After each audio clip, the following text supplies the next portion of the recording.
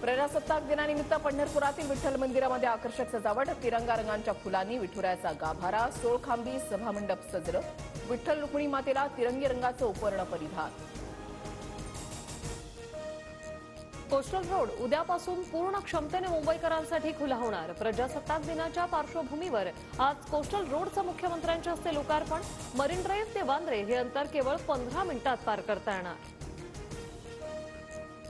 Girder बसवण्याचं काम पूर्ण न झाल्यानं मेगा ब्लॉक लांबला.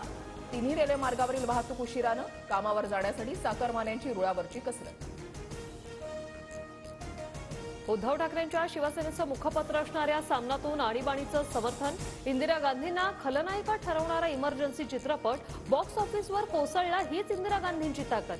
सामनाच्या रोखठोकमधून अभिनेत्री कंगना रनौतवर टीका. वाल्मिक कराडला बीड जिल्हा रुग्णालयामधून डिस्चार्ज. 2 दिवसांच्या उपचारानंतर कराडची जिल्हा कारागृहामध्ये रवानगी. बीड हत्या प्रकरणातील जनाक्रोश मोर्चात फूट पडल्याचं चित्र. मुंबईत असूनही सुरेश धस मोर्चाला अनुपस्थित. सुरेश धस जितेंद्र आव्हाडांवर नाराज.